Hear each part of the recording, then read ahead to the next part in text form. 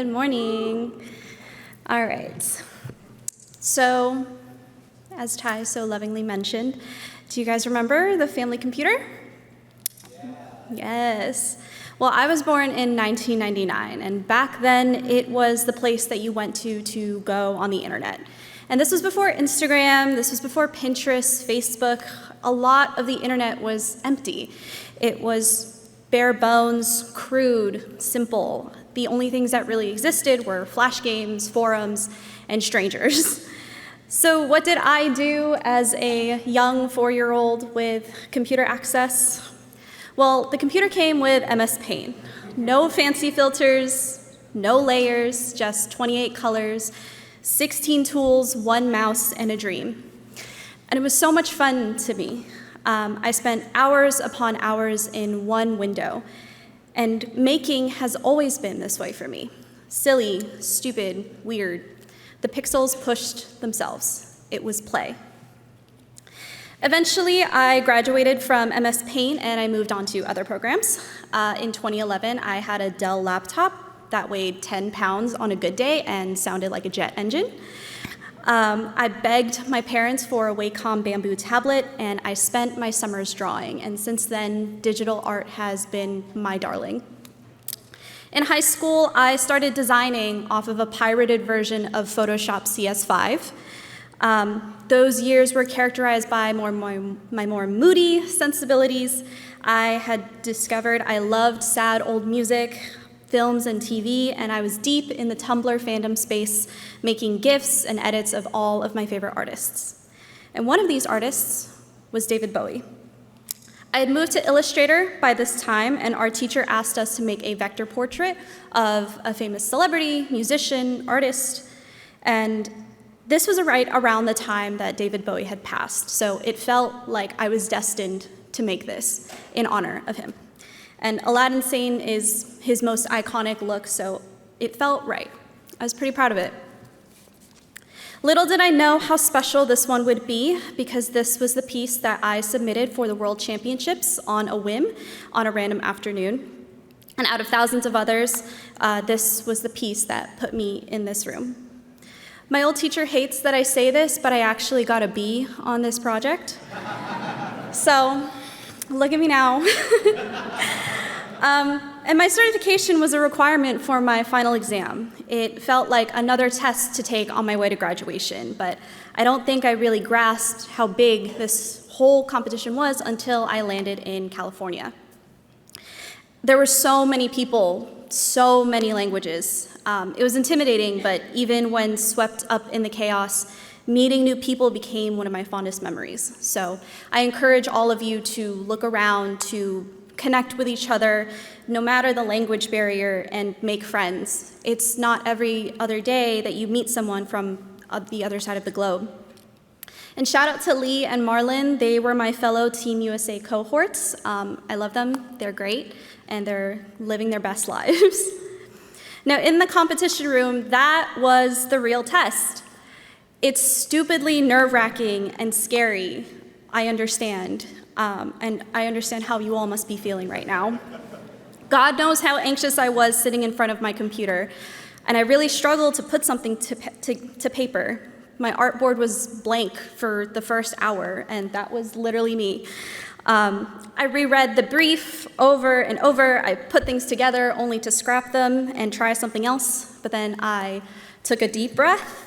I let myself be a kid again, and I made something that felt right. I trusted my instincts, I trusted my gut, reminded myself that I am here to design, I am here to do what I do best. And that's what I did.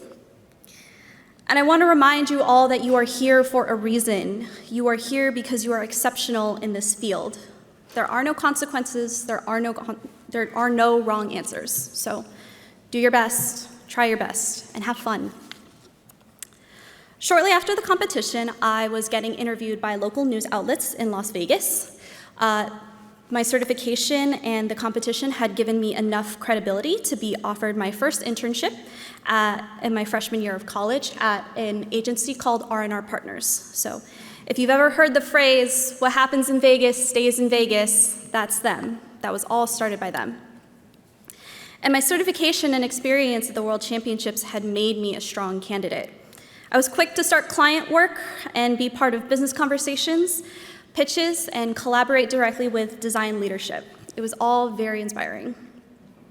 And one of these projects, one of my favorites, was for the Vegas Strong Resiliency Center, an organization dedicated to supporting those grieving the victims of the October 1st shooting.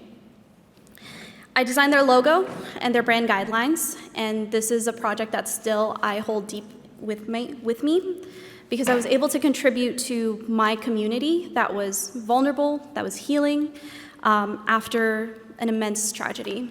And they still use this logo to this day, and they're still doing projects in support for our October 1st victims.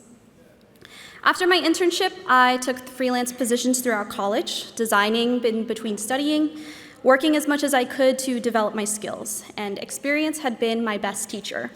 And 4 years and one pandemic later, I landed at my current position at Depth as a senior designer. Since then, I've traveled the world, I've directed shoots, led teams, and built campaigns for some of the biggest brands in the world today.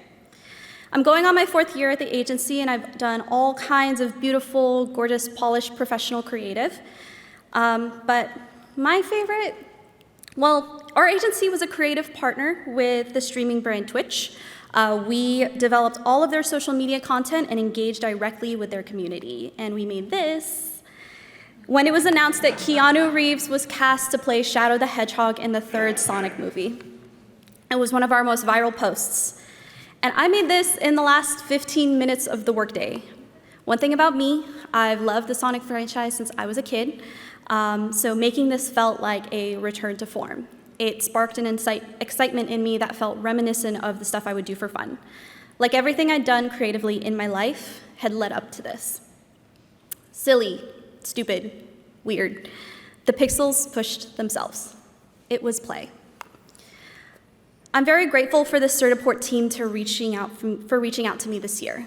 Coming back to this competition, being able to reflect on how far I've come, where has let me contextualize my career, remind me of my roots, where I came from, how it started.